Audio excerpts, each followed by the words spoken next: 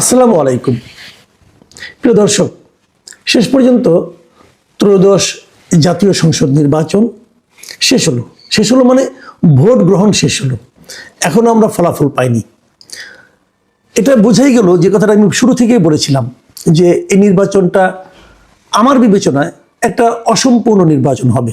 অসম্পূর্ণ এই অর্থে যে সকল ভোটাররা এই নির্বাচনে সমান আগ্রহ প্রকাশ করবেন না, সমান আগ্রহ পাবেন না ভোট দেওয়ার জন্য। একটা বড় অংশের ভোটাররা তারা বলবেন যে আমরা যে প্রতীকে ভোট দিতে চাই সেই প্রতীকের উপস্থিতি ব্যালট পেপারে নেই, অতএব আমরা ভোট দিতে যাব না। বুঝতেই পারছেন, আমি আওয়ামী লীগের ভোটারদের কথা বলছি। এদেশে এখনো বিপুল সংখ্যক লোক আছেন যারা নাকি নৌকা মার্কা প্রতীকে ভোট দিতে চান। তারা হয়তো শেখ হাসিনা শাসনকে খারাপ মনে করেন, তারা হয়তো আওয়ামী লীগের বিগত সরকারগুলির কর্মকাণ্ড, গণতন্ত্রের প্রতি তাদের যে অশ্রদ্ধা, নির্বাচন ব্যবস্থাকে যে ধ্বংস করে দেওয়া, এই সমস্ত বিষয়ে তাদেরও আপত্তি আছে। তারাও এই জন্য শেখ হাসিনা সরকারের সমালোচনাও করেন। কিন্তু তার মানে এই না তারা ব্যালট পেপারে নৌকার অনুপস্থিতিকে হাসি মুখে মেনে নেন। তারা নেন না, তারা ব্যালট পেপারে নৌকা প্রতীকটা দেখতে চান। সেই জায়গাটাতে এই অন্তর্বর্তীকালীন সরকার ওই লোকগুলোকে, ওই যে মানুষগুলি আছেন যাদের সংখ্যা কোটির উপরে হবে, তাদেরকে ওনারা সন্তুষ্ট করতে পারেননি। এবং সেই অসন্তুষ্টির ফল আপনারা ভোটে যে উপস্থিতি ছিল সেখানে দেখতে পেয়েছেন। কত ভোট পড়েছে আপনারা সবাই দেখেছেন। আমার নতুন করে এটা শতাংশের হিসাব করার দরকার নাই, আপনারা নিজেরাও দেখেছেন যে কত ভোট পড়েছে।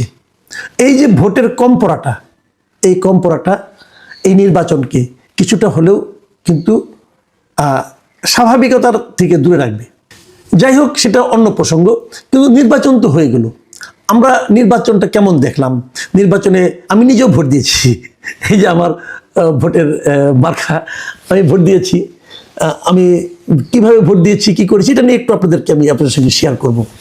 অনেকে, আমার অনেক পরিচিত, আমার অনেক সিনিয়র ভাইতে অনেকে বলেন যে নির্বাচনে ভোট দিয়ে কোনো লাভ হয় না। এই দেশের মানুষ তো অনেকবারই 13 বার, এবার নিয়ে 13 বার তো ভোট দিল। আগের 12 বার ভোট দিয়ে তারা কী লাভ পেয়েছে, কী পরিবর্তন পেয়েছে? এটা একটা ইস্যু, একটা বিতর্ক। ওই তর্কে আমি যাচ্ছি না। কিন্তু তারপরেও আমি মনে করি আমি তো আমার দায়িত্বটুকু পালন করব। আমি ভোটটা দিয়েছি এই জন্যে। হানা ভোট ছিল। হানা ভোটে আমি দুই কথা আপনাদেরকে বলি। হানা ভোটে আমি একটা যে কাজটা করেছি, এই কাজটা হয়তো অনেকে সমালোচনা করবেন, কিন্তু আমি করেছি। সেটা হলো, আমি দেখেছিলাম, আমি আগেও বলেছি যে এই যে জুলাই সনদের কিছু কিছু চমৎকার বিষয় আছে, এটা আমার পছন্দ। যেমন দ্বিকক্ষ বিশিষ্ট পার্লামেন্ট আমি পছন্দ করি। প্রেসিডেন্ট এবং প্রধানমন্ত্রীর মধ্যে যে ক্ষমতার ভারসাম্য, আমি এটাও পছন্দ করি। সংসদ সদস্যদের স্বাধীনভাবে ভোট দেওয়ার অধিকার, আমি এটাও পছন্দ করি। এরকম অনেক পছন্দের বিষয় আমার আছে, আবার কিছু অপছন্দের বিষয় আমার আছে। কাজে আমি বরাবরই বলেছিলাম এরকম একটা প্যাকেজ করাটা ঠিক হচ্ছে না। কারণ এখানে মনে করুন 10টা পছন্দের ব্যাপার আছে, 2টা অপছন্দের ব্যাপার আছে। আমি যদি দেই তাহলে অপছন্দের বিষয়গুলো আমাকে গ্রহণ করতে হবে, আমি যদি না দেই তাহলে পছন্দের বিষয়গুলো আমাদের ত্যাগ করতে হবে। এটা ঠিক হবে না। বারবার বলেছি, এটা হওয়া উচিত ছিল আসলে জুলাই সনদটা সংসদের কাছে তুলে দেওয়া উচিত ছিল।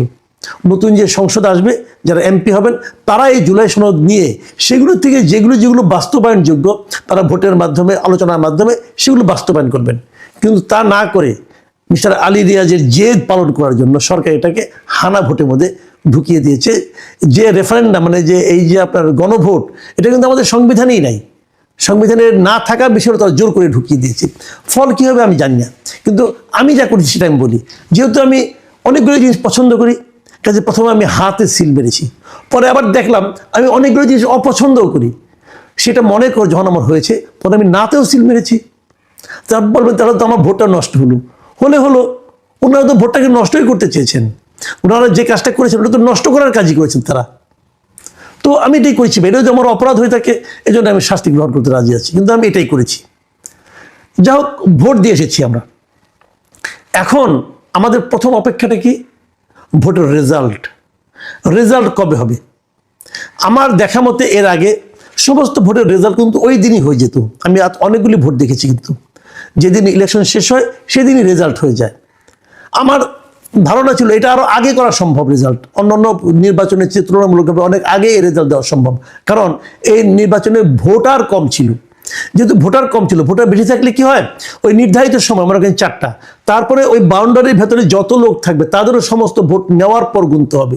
অনেক সময় বাউন্ডারির ভেতরে যারা থাকে তাদের ভোটার সংখ্যা হয়তো মনে করেন প্রায় 300 লোক আছে, ওই 300 লোকে ভোট নেওয়ার পর কিন্তু গোনা শুরু হয়।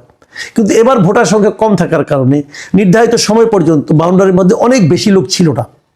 কাজে আমি মনে করি এবারে ভোটটা রাত্র 12টা 1টার মধ্যে দিয়ে দেওয়া সম্ভব ছিল রেজাল্টটা।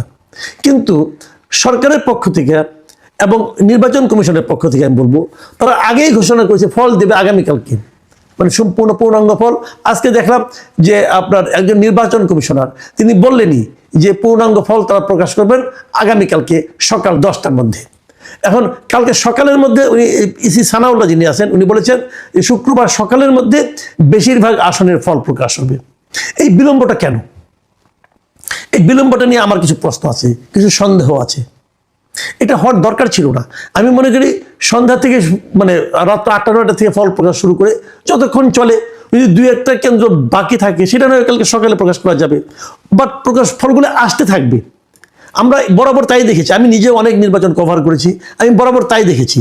কিন্তু আগে থেকে যে বলে দেওয়া যে কালকে সকালে ফল প্রকাশ করব, এমনটি আমি কখনো দেখিনি, এবারই দেখলাম।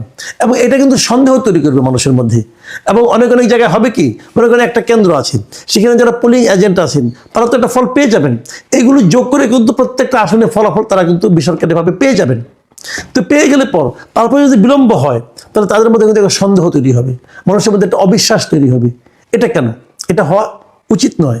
কিন্তু সেটা তারা করছে, নির্বাচন কমিশন কেন করছে আমি জানি না। তারা হয়তো এটা বুঝাবেন জনগণকে, বিভিন্ন প্রশ্নের উত্তর তারা দেবেন। কিন্তু যে জিনিসটা হবে, যারা নাকি প্রত্যাশিত ফল না পাবে, মানে যে পক্ষ মনে করে যে তারা জিতবে কিন্তু ফল তাদের বিপক্ষে গেল, তারা কিন্তু একটা হাঙ্গামা করার চেষ্টা করতে পারে। এই ব্যাপারে সরকারকে আমি মনে করি এবং নির্বাচন কমিশনকে সতর্ক থাকতে হবে। আমি এই নির্বাচনের সবচেয়ে খারাপ দিকটা কথা বলে আমি আমার বক্তব্য, নির্বাচন কিন্তু মোটের উপর ভালোই হয়েছে, কিন্তু কিছু খুবই খারাপ দিক ছিল, সেগুলি বলে আমি আমার বক্তব্য শেষ করব। সেটা হলো সন্ধ্যা রাতের ভোট।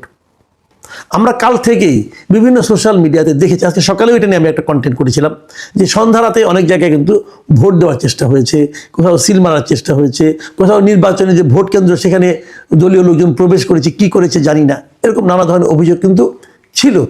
তো আমি সকালে ভেবেছিলাম ওগুলি বোধহয় কেবলই সোশ্যাল মিডিয়ার মানে আলাপ, সোশ্যাল মিডিয়ার সন্দেহ, আমি এরকম ভেবেছিলাম। কিন্তু এখন আমি দেখতে পাচ্ছি যে মানবজমিন পত্রিকা একটা রিপোর্ট হয়েছে, সেই রিপোর্টটা হলো ফের রাতের ভোটের সাক্ষী হলো সিলেট।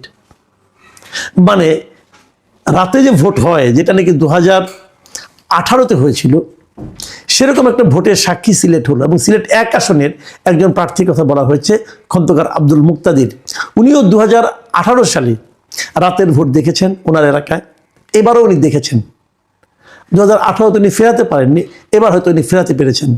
এই রিপোর্টে যদি আপনারা পড়েন দেখবেন সেখানে বলা হয়েছে যে ওখানে একটা কেন্দ্র ব্লুবার্ড স্কুলের একটা কেন্দ্রে, সেখানে সন্ধ্যা রাত্রে মানে 8টার একটু পরেই 10-12 জন যুবক ঢুকে পড়ছিল কেন্দ্রের মধ্যে। ঢোকার পর তারা সেখানে যে কিছু একটা করেছে, পরে এক পর্যায়ে সবাই যখন প্রতিবাদী জনতা ভিড় জমিয়েছে তখন তারা দৌড়ে পালিয়েছে। পার্থক্য এটুকুই, আওয়ামী লীগ আমল হলে পালাতো না, কিন্তু এ বলে পালিয়েছে।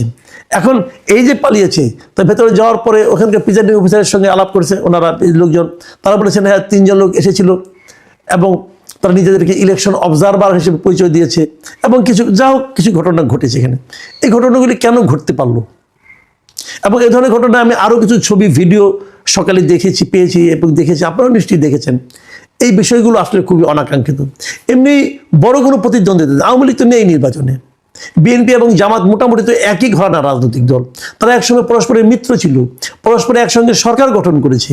এত যারা মিত্র তাদের মধ্যে এই ঘটনাগুলো ঘটবে কেন? এবং যে কেন্দ্রের কথা বলা হচ্ছে ওটা নাকি জামাত অধ্যুষিত এলাকা, এবং যে লোকগুলি গিয়েছিল তারাও নাকি জামাতের লোক। সেটা বোঝা গেল এই কারণে যে আজকে সকালে ওখানে কিন্তু জামাতে যিনি প্রার্থী ছিলেন মিস্টার হাবিবুর রহমান, উনি এখানে গিয়েছিলেন এবং উনি ওই লোকদের মানে আপনার দাবি করেছেন, মুক্তি দাবি করেছেন। তিনি বলেছেন তারা নাকি তাদের কার্ড আনতে রাতে ওখানে গিয়েছিল। হতে পারে, যেটাই হোক, এভাবে ওনাদের যাওয়াটাও ঠিক কিনা সেটাও যেমন প্রশ্ন, তেমনিভাবে যে ঘটনা যেটা ঘটেছিল সেটাও তো একদম আপনি ইগনোর করতে পারবেন না। এ ধরনের ঘটনা তো আরও অনেক জায়গায় ঘটেছে এবং সেই জায়গাগুলো থেকে কার্ড আনতে গিয়েছিল কিনা আমরা এগুলো জানি না। কিছু কিছু বিচ্ছিন্ন অভিযোগ ছিল এবং সেই অভিযোগগুলো আমলে নেওয়া হয়েছে কিনা সেটা বলতে পারবো না, কিন্তু সেই অভিযোগগুলো কিন্তু মানুষের মধ্যে নানা ধরনের সন্দেহ সৃষ্টি করবে। যেমন একে দেখলাম যে তাসনিম যারা ঢাকার একজন ঢাকা 9 আসনের প্রার্থী, তিনি অভিযোগ করেছেন তার পোলিং এজেন্টদের নাকি কেন্দ্র থেকে বের করে দেওয়া হয়েছিল। অনেক জায়গায় ছোটোখাটো সংঘর্ষ হয়েছে, কিন্তু সব মিলিয়ে মোটের ওপর নির্বাচনটা ভালো হয়েছে। ভালো হয়েছে মানে ভোট দানটা ভালো হয়েছে। ভোটার উপস্থিতি কম ছিল, এটা একটা খারাপ দিক। সন্ধ্যা রাতের ভোট, এটাও একটা খারাপ দিক।